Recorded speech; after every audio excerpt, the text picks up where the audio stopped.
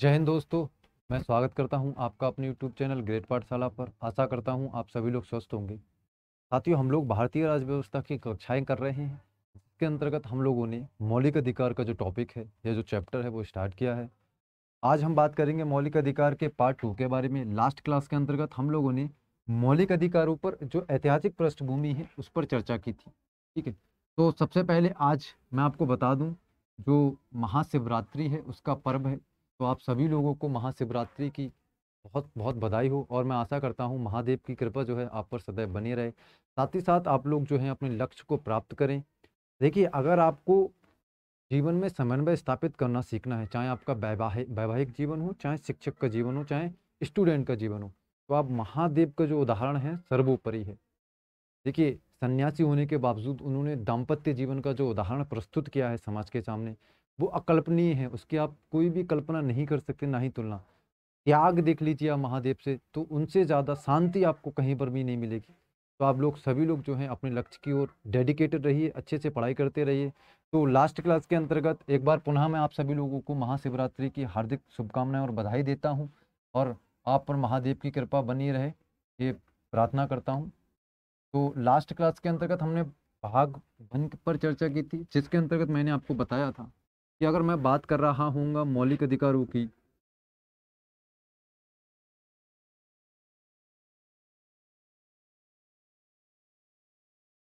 तो आप याद रखेंगे भाग 3 के अंतर्गत मौलिक अधिकारों का उल्लेख मिलता है। पहला सवाल होगा किस भाग के अंतर्गत मौलिक अधिकार का उल्लेख मिलता है, तब आप वहां बता रहे होंगे भाग 3 के अंतर्गत आर्टिकल 12 से 35 के बीच उल्लेख मिलता है। किनका? मौलिक अधिकारों का उल्लेख मिलता है। फिर मैंने आपको बताया था मूल संविधान में अगर आपसे पूछा जाएगा तो आप याद रखेंगे कि मूल संविधान के अंतर्गत,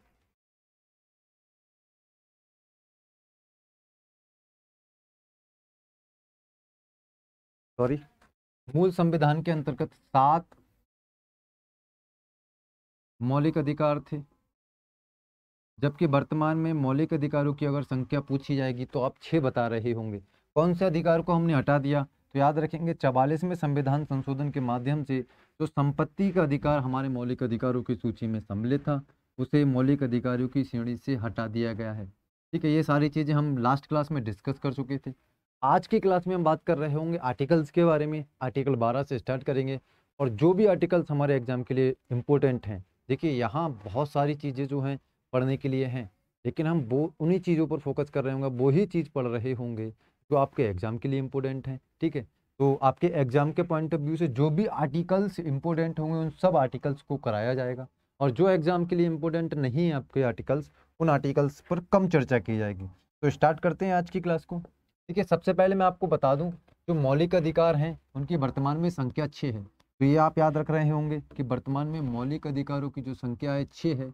इंपॉर्टेंट क्वेश्चन है, आप ये याद रखेंगे। अगर आपसे बात की जाएगी पहले मौलिक अधिकार के बारे में, तो आप याद रखेंगे पहला मौलिक अधिकार है समानता का अधिकार। किस आर्टिकल के अंतर्गत आता है? आर्टिकल 14 से 18 के बीच में समानता का अधिकार का जो अधिकार है हमारा, उसका उल्लेख मिलता है। किस आर्टिकल से किस आर्टिकल तक? तो आर्टिकल 14 से आर्टिकल 18 तक जो है समानता के अधिकार का उल्लेख मिलता है। सारी चीज़ें हम डिटेल में जान रहे होंगे जब समानता का अधिकार पढ़ रहे होंगे। फिर आपसे पूछा जाएगा दूसरा आपका कौन सा अधिकार है मौलिक अधिकार, तो आप याद रखेंगे स्वतंत्रता का अधिकार है आपको। फंडामेंटल राइट प्राप्त है किसका? स्वतंत्रता का। किस आर्टिकल के अंतर्गत? तो आर्टिकल 19 से 22 के बीच। आर्टिकल 19 से 22 के बीच आपको क्या मिलेगा? स्वतंत्रता के अधिकार का उल्लेख मिलता है। फिर नेक्स्ट हमारा आर्टिकल होगा शोषण के विरुद्ध अधिकार। आर्टिकल 23 और 24 के अंतर्गत शोषण के विरुद्ध अधिकार का उल्लेख मिलता है। फिर नेक्स्ट चौथा जो हमारा मौलिक अधिकार है वो है धार्मिक स्वतंत्रता का अधिकार। लास्ट क्लास में भी मैंने आपको बताया था आर्टिकल 25 से 28 के बीच धार्मिक स्वतंत्रता के अधिकार का उल्लेख मिलता है। आप किसी भी धर्म को मान सकते हैं, किसी भी धर्म की संतुष्टि कर सकते हैं। ये कौन से आर्टिकल्स के अंतर्गत मिलता है? तो आर्टिकल 25 से 28 आपको याद रखना होगा।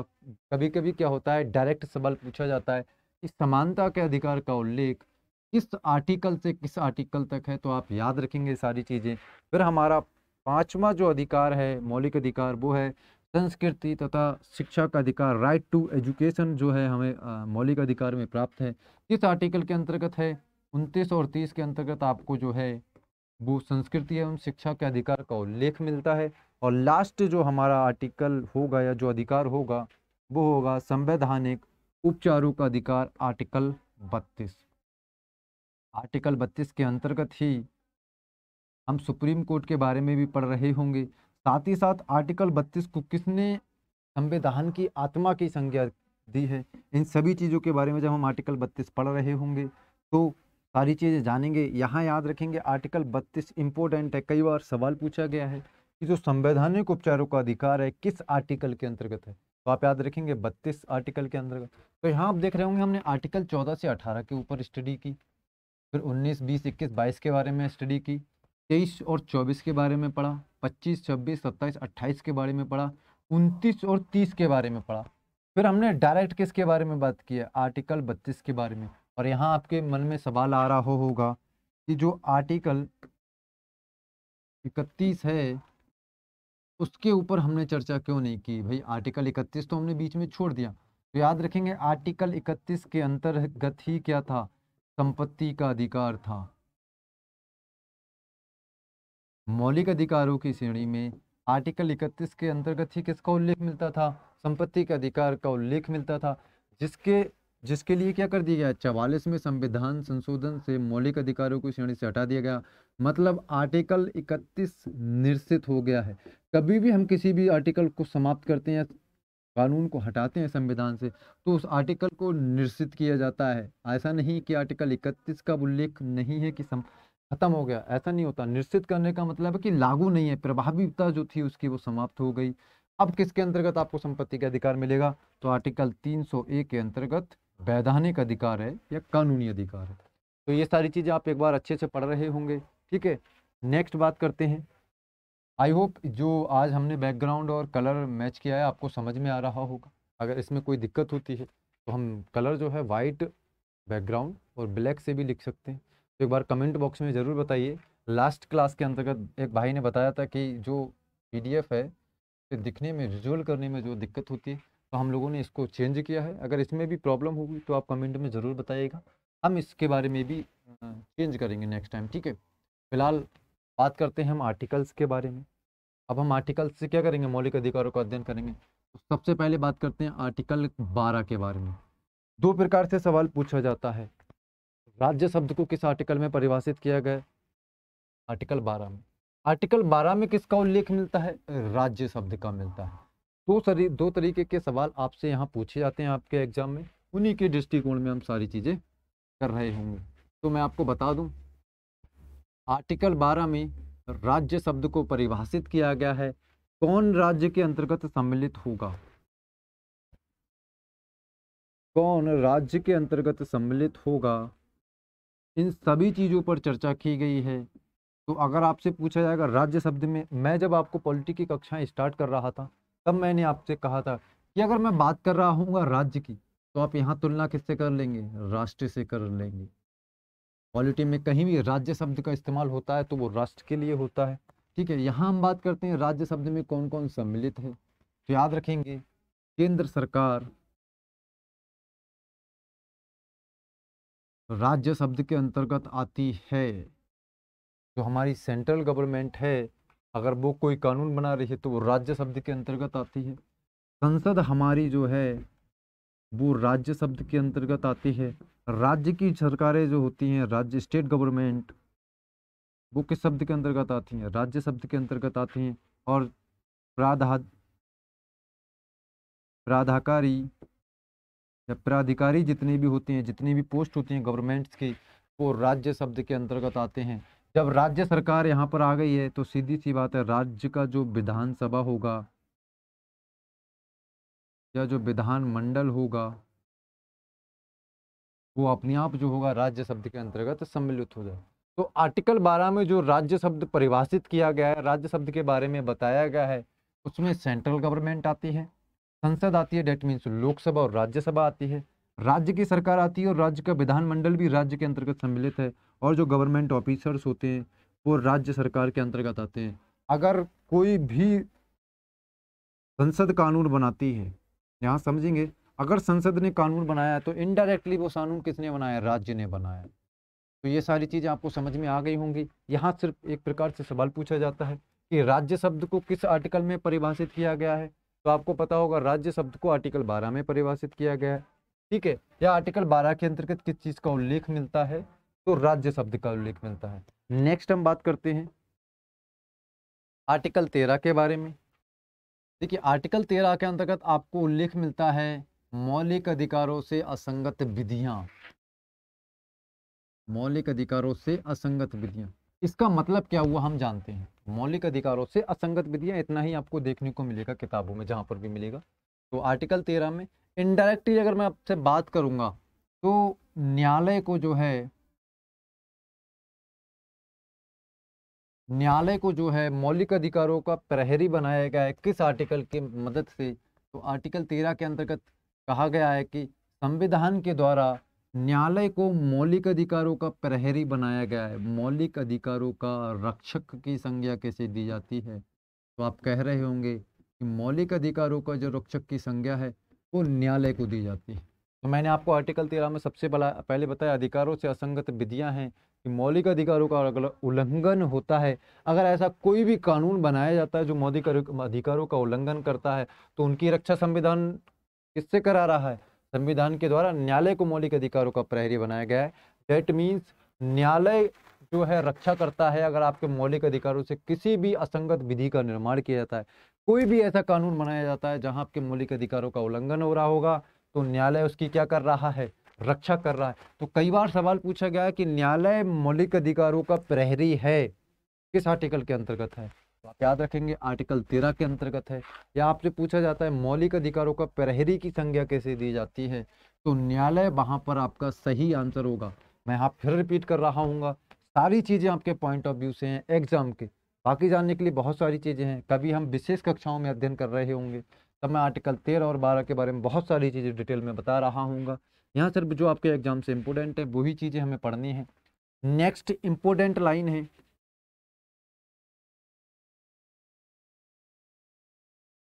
इंपोर्टेंट है, आर्टिकल 13 को मौलिक अधिकारों की सुरक्षा कवच की संज्ञा दी जाती है। एग्जाम में 2 से 3 बार सवाल पूछा गया है कि मौलिक अधिकारों की जो सुरक्षा कवच होते हैं किसे कहा जाता है? मौलिक अधिकारों की सुरक्षा कवच किसे कहा जाता है? तो आप याद रखेंगे मौलिक अधिकारों की सुरक्षा कवच की जो संज्ञा है वो आर्टिकल 13 को दी जाएगी। क्यों दी गई है? क्योंकि आर्टिकल 13 ही न्यायालय को प्रहरी बनाता है मौलिक अधिकारों का, और आर्टिकल 13 ही कहता है कि कोई भी कानून अगर मौलिक अधिकारों का उल्लंघन करता है, ऐसी कोई भी विधि जो मौलिक अधिकारों से असंगत है बनाई जाती है, न्यायालय क्या करेगा? उसकी रक्षा करेगा। अगर न्यायालय को लगेगा कि कानून बनाया गया कानून मौलिक अधिकारों का उल्लंघन करता है, तो न्यायालय उस कानून को अवैध घोषित कर देगा। मैंने क्या बताया? अवैध घोषित कर देगा। तो दो चीजें मैंने आपको बताई हैं भैया कि मौलिक अधिकारों की अगर सुरक्षा कवच की बात की जाएगी आर्टिकल 13 कर रहा होगा।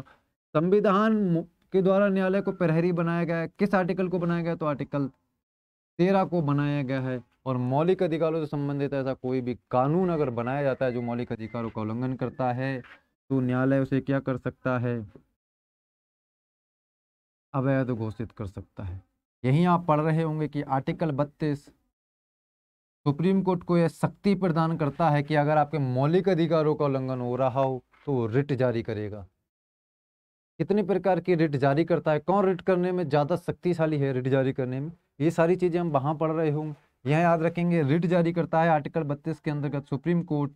रिट जो होती है हाई कोर्ट भी जारी करता है और सुप्रीम कोर्ट भी जारी करता है। ठीक है, लेकिन संविधान के द्वारा जो प्रहरी बनाया गया है या जिसका उत्तरदायित्व है वो सुप्रीम कोर्ट, आपको आंसर लगाना होगा। अगर आपसे पूछा जाएगा संविधान के द्वारा किसका उत्तरदायित्व है कि रिट जारी करेगा अगर आपके मौलिक अधिकारों का उल्लंघन होता है, तो सुप्रीम कोर्ट वहां सही आंसर होगा। बाकी सारी चीजें हम डिटेल में सुप्रीम कोर्ट में जानेंगे ही। तो यहाँ आपको सारी चीजें समझ में आ रही होंगी। तो मैंने आपको सबसे पहले बताया है कि कोई भी कानून अगर आपके मौलिक अधिकारों का उल्लंघन करता है तो आप क्या कर सकते हैं? न्यायालय जा सकते हैं। साथ ही साथ न्यायिक पुनरावलोकन की जो अवधारणा है या उल्लेख है, अप्रत्यक्ष रूप से अप्रत्यक्ष रूप से न्यायिक पुनरावलोकन आपको आर्टिकल 13 के अंतर्गत ही देखने को मिलता है, क्योंकि सरकार कोई भी ऐसा कानून जो आपके मौलिक अधिकारों का उल्लंघन करती है बनाती है तो न्यायालय उसके क्या करेगा, न्यायिक पुनरावलोकन करेगा, जांच करेगा। अगर कानून सही तो पास, गलत है तो अवैध घोषित हो जाएगा। और यही प्रक्रिया क्या कहलाती है, न्यायिक पुनरावलोकन की प्रक्रिया कहलाती है, यूएसए से हमने ग्रहण की है। तो ये सारी चीज़ें आप आर्टिकल 13 के बारे में याद रखेंगे, इंपोर्टेंट चीज़ें जितनी भी मैंने आपको बताई हैं आपके एग्जाम के दृष्टिकोण से। नेक्स्ट बात करते हैं अनुच्छेद 14 के बारे में। क्या कहता है अनुच्छेद 14? देखिए अनुच्छेद 14 को पढ़ने से पहले आप याद रखिए इसका किस आर्टिकल के अंतर्गत होगा। तो ये समानता के अधिकार के अंतर्गत है, समानता का अधिकार।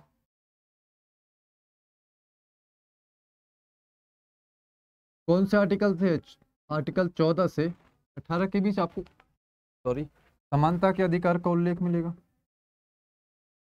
ये सारी चीजें आप समझ रहे होंगे। तो आर्टिकल 14 के बारे में सबसे पहले मैं बताऊं किस चीज का उल्लेख है। तो जो टर्मोलॉजी इस्तेमाल की गई है आर्टिकल 14 में, पहले हम उसके बारे में जानते हैं। विधि के समक्ष समता तथा विधि के समान संरक्षण का उल्लेख जो है वो आर्टिकल 14 में मिलता है। मैंने आपको क्या बताया, विधि के समक्ष समता तथा विधि के समान संरक्षण का जो उल्लेख है वो आर्टिकल 14 में मिलता है। अब जो पॉलिटिकल पॉइंट ऑफ व्यू से देखा जाए या संवैधानिक दृष्टिकोण से, तो ये टर्मोलॉजी जो है वो काफ़ी क्लिष्ट आपको देखने को मिलेंगी। मैं आपको पहले सूचित करूं कि जो आर्टिकल हमारे डीपीएसपी तक चलेंगे वहाँ आपको ऐसे ही टर्मोलॉजी का इस्तेमाल होगा, और पूरी संविधान की बुक में जो है ऐसे ही टर्मोलॉजी है। विधि के समक्ष समता तथा विधि के समान संरक्षण में अगर आपको बता दूं तो आप कहेंगे मैंने क्या बताया, आपको कुछ समझ में नहीं आया, पता नहीं क्या कहा है कि विधि के समता, आपको मतलब ही नहीं पता होगा। तो इसमें आपको परिभाषा को, इस जो लाइन है इसको सिंपल वे में बताता हूँ। विधि के समक्ष समता, सबसे पहले अगर हम बात करें कहाँ से हमने ली है, तो ब्रिटेन से ग्रहण की है, यूके से ग्रहण की है। ठीक है, किससे ग्रहण की है? ब्रिटेन से ग्रहण की है। इसका मतलब होता है कि कानून के समक्ष सभी व्यक्तियों की स्थिति समान होगी, किसी विशेष अधिकार को मान्यता नहीं दी जाएगी। अब मैंने किस शब्द का आपको मतलब बताया है, इस शब्द का, विधि के समक्ष समता। इसका मतलब क्या है कि जो कानून है उनके समक्ष सभी व्यक्ति समान होंगे, किसी भी विशेष अधिकार को मान्यता नहीं दी जाएगी। यह विशेष किस शब्द का अर्थ है? विधि के समक्ष समता। कहाँ से हमने ली है? ब्रिटेन से हमने ग्रहण की है। फिर नेक्स्ट मैं आपको बता रहा हूँ विधि के समान संरक्षण, जबकि विधि के समान संरक्षण हमने अमेरिका यूएसए से ग्रहण किया है तथा इसके अंतर्गत भेदभाव किया जा सकता है। राज्य सरकार परिस्थितियों के अंतर्गत कानून का निर्माण करती है और वंचित वर्गों के कल्याण के लिए अतिरिक्त कदम उठा सकती है। तो यहाँ जो चीजें मैं आपको समझाने का प्रयास कर रहा हूँ एक बार समझ रहे होंगे।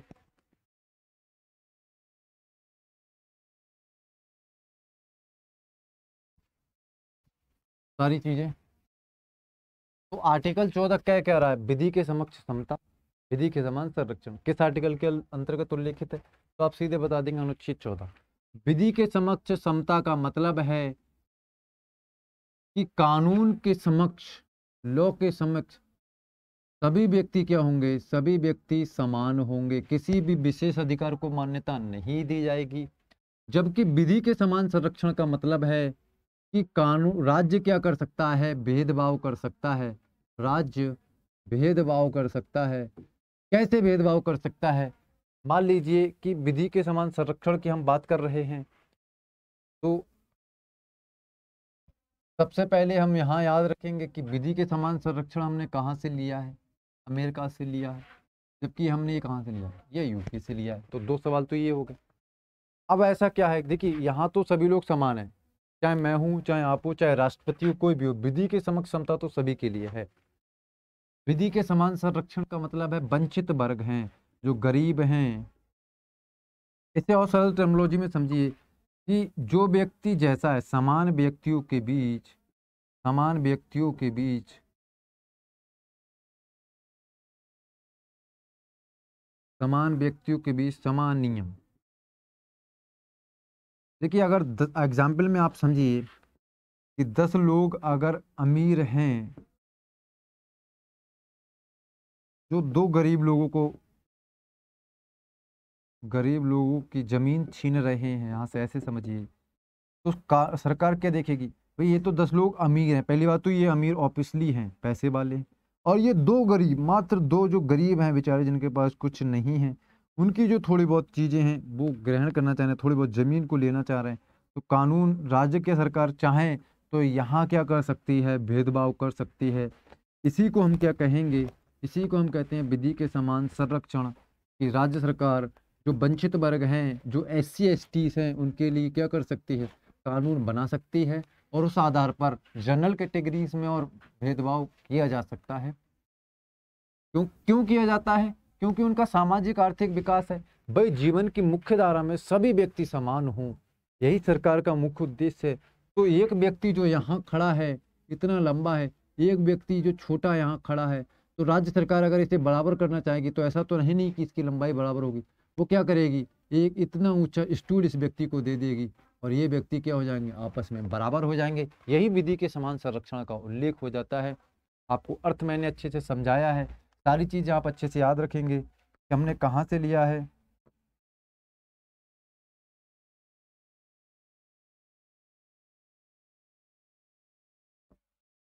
तो आप सारी चीजें याद रख रहे होंगे, है ना। नेक्स्ट बात करते हैं हम लोग। तो आर्टिकल 14 हमने अच्छे से जाना है, आप लोग समझ गए होंगे सारी चीजें। कहाँ से लिया है हमने विधि के समक्ष समता, कहाँ से लिया है विधि के समान संरक्षण, ये सारी चीजें मैंने आपको अच्छे से बता दी हैं। नेक्स्ट बात करते हैं आर्टिकल 15 के बारे में।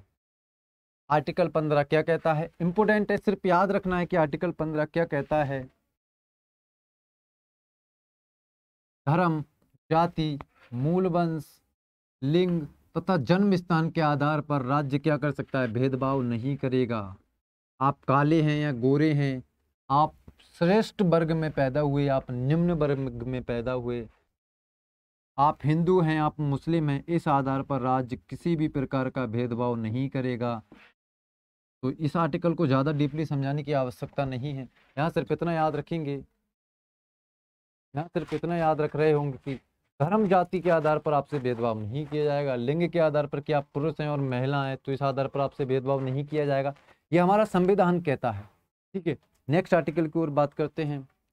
आर्टिकल 16 समझिए, आर्टिकल 16 क्या कहता है।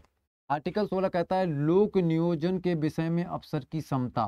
लोक नियोजन का मतलब क्या होता है, रोजगारों में जो रोजगार के अवसर होते हैं, रोजगार के अवसरों में समता दी जाएगी, समानता की जाएगी, सभी के साथ समान व्यवहार किया जाएगा। यही आर्टिकल 16 सीधे कहता है लोक नियोजन के विषय में अवसर की समता, राज्य की नियुक्ति में नागरिकों को अवसर की समता प्राप्त होगी। किसकी, यहाँ मिस्टेक हुई है मिसप्रिंट में, अवसर की समता प्राप्त होगी। इसका मतलब क्या हुआ, सभी व्यक्तियों को, कोई भी वैकेंसी निकलती है, सभी व्यक्तियों को समान रूप से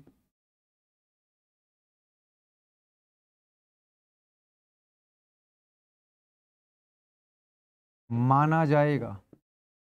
इसका क्या मतलब हो गया, कोई भी वैकेंसी अगर फॉर्म निकलता है तो राज्य सरकार की नज़र में क्या है, सभी लोग वहाँ समान होंगे। कोई भी, चाहे वो उच्च वर्ग का हो चाहे निम्न वर्ग का हो, राज्य उन्हें क्या देखेगी, समान दृष्टिकोण से देखेगी। आप कह रहे होंगे कि भाई यहाँ तो आप देखते हैं कि अगर यूपी पुलिस में बात करेंगे तो हम जनरल कैटेगरी में 22 साल में फॉर्म भरते हैं, मैक्सिमम एज है, जबकि ओबीसी को 5 साल की छूट, डेट मीन 27 साल तक, एसटी को और भी छूट होगी। तो ये 22 से 27 क्यों है, यहाँ तो भेदभाव दिख रहा है ना भैया, यहाँ तो भेदभाव दिख गया। जबकि ये क्या कह रहा है कि अवसर की समता होगी, सभी को समान माना जाएगा। तो याद रखिए मैंने आपको क्या बताया, राज्य सरकार चाहे तो कानून बनाकर भेदभाव कर सकती है। क्यों, वही परिस्थिति कि भाई दो व्यक्ति हैं, एक व्यक्ति यहाँ बैठा है और एक व्यक्ति यहाँ बैठा है, अब राज्य सरकार को तो यहीं लाना है उन दोनों व्यक्तियों को, तो ये क्या करेगी, या तो इसे थोड़ी सी जो इसकी सीट है इसे ऐसा कर दे तो ये भी वहां पहुंच जाएगी। तो यही जो समानता स्थापित करनी है ना हमें, इसी के लिए राज्य सरकार क्या करती है, जो पिछड़े वर्ग हैं, जो वंचित वर्ग हैं, उन्हें क्या करती है, उन्हें आरक्षण प्रदान करती है, रिजर्वेशन आरक्षण प्रदान करती है। याद रखिए आरक्षण अच्छा है या बुरा, आपके मत अलग हो सकते हैं, कि आरक्षण नहीं होना चाहिए, आरक्षण होना चाहिए। तो मैं आपको बता दूं, कभी भी अगर विवाद वाला कोई भी विषय हो, वहां आप अपना जवाब रखेंगे हमेशा संतुलित। संतुलित कैसे रख सकते हैं? तो आप कहेंगे आरक्षण होना चाहिए, आरक्षण होना चाहिए लेकिन पॉजिटिव। पॉजिटिव का मतलब जिन व्यक्तियों को आरक्षण की सच में जरूरत है, सत्यता में जरूरत है, उन व्यक्ति को आरक्षण मिलना चाहिए।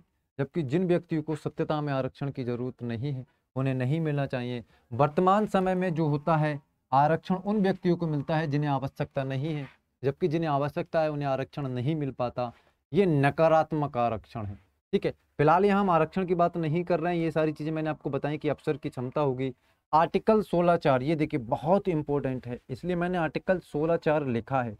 16(1) नहीं लिखा, 16(2) नहीं लिखा, 16(3) नहीं लिखा, 16(4) लिखा है, क्योंकि 16(4) के अंतर्गत राज्य आरक्षण प्रदान कर सकता है सार्वजनिक सेवाओं में।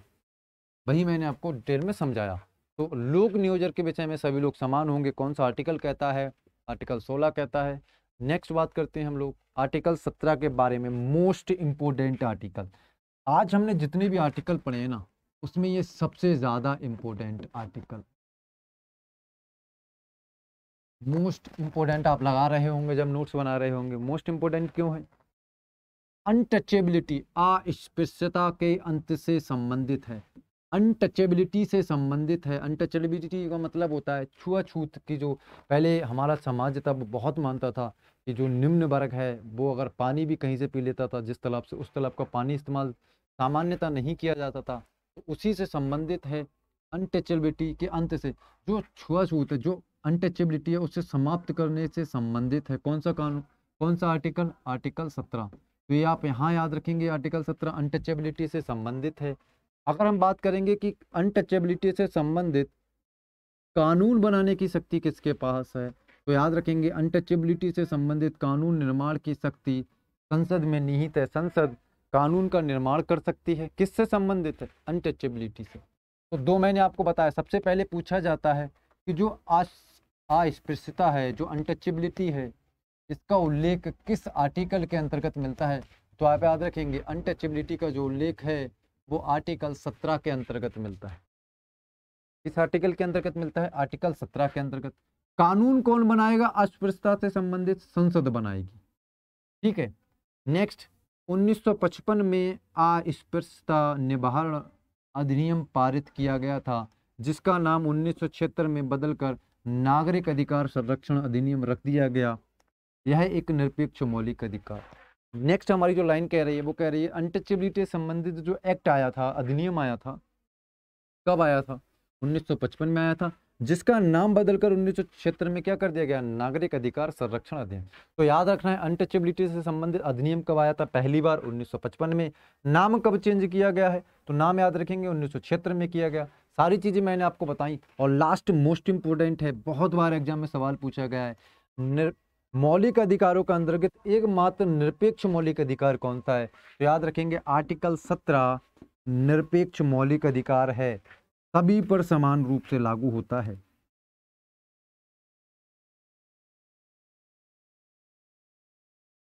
सभी पर समान रूप से लागू होता है।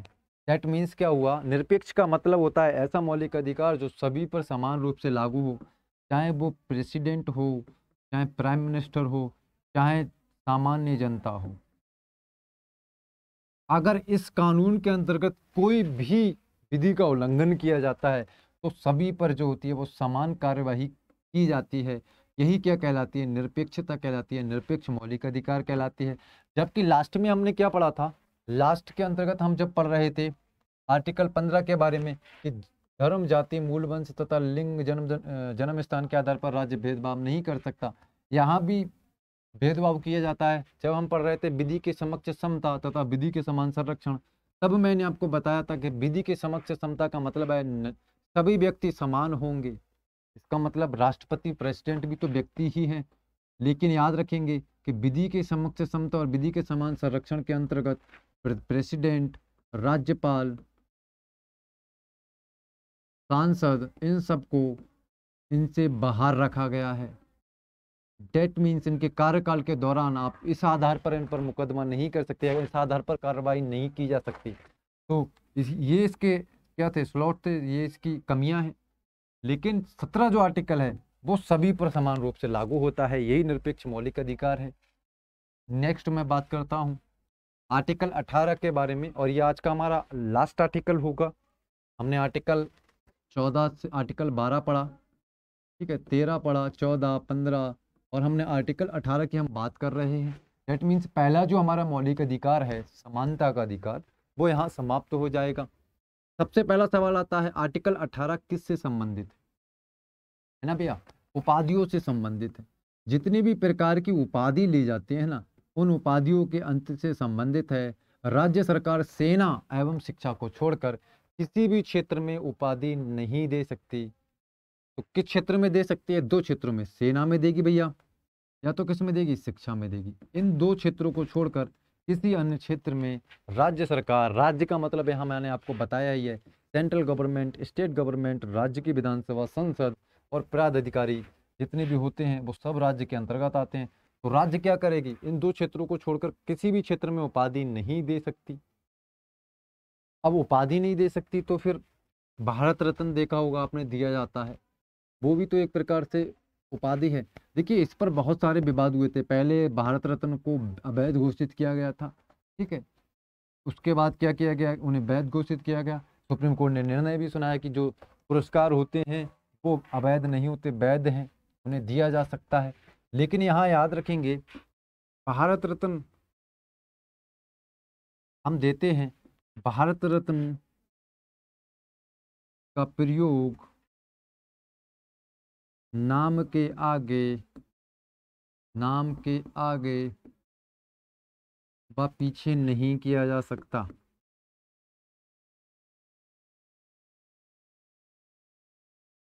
याद रखेंगे, कॉमनली हम क्या करते हैं, किया जा सकता। मैंने आपको इसलिए बताया, आप न्यूज़ों में सुनते होंगे भारत रत्न सचिन तेंदुलकर, भारत रत्न महादेवी वर्मा।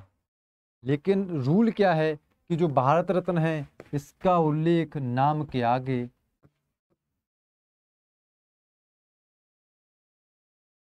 नाम के आगे और नाम के पीछे नहीं कर सकते। अगर मैं कह रहा हूं भारत रत्न सचिन तेंदुलकर, डेट मीन्स ये अवैध है, ये गलत है, ये क्या हो जाएगा? गलत हो जाएगा। क्यों? क्योंकि रूल ये कहता है कि इसका उल्लेख, उपाधि आप देंगे जरूर, भारत रत्न मिला जरूर है, लेकिन नाम के आगे पीछे नहीं लगा सकते। तो फिर हम क्यों लगाते हैं? क्योंकि इससे संबंधित कानून संसद ने नहीं बनाया है। कोई भी कानून संसद ने निर्माणित नहीं किया है। ऐसे किसी भी कानून का निर्माण नहीं किया गया जिससे भारत रत्न नाम के आगे या पीछे लगाने पर क्या होगी? कार्यवाही की जाएगी। तो जब कानून ही नहीं बनाया गया है तो लोग क्या करते हैं? नाम के आगे पीछे इस्तेमाल करते हैं। तो आर्टिकल 18 से सारी चीजें समझ में आई होंगी। उपाधियों के अंत से संबंधित है। किस क्षेत्र में राज्य देगा? केवल दो क्षेत्र में, सेना के क्षेत्र में और शिक्षा के क्षेत्र में। तो सारी चीजें आप लोगों को भैया समझ में आई होंगी। हमने आर्टिकल 12 से स्टडी की, आर्टिकल 18 तक स्टडी की है।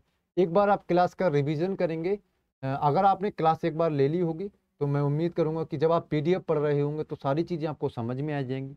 तो अगर आप हमारे जो चैनल की पीडीएफ है इस क्लास की चाहते हैं तो हमारे टेलीग्राम चैनल को ज़रूर ज्वाइन करें।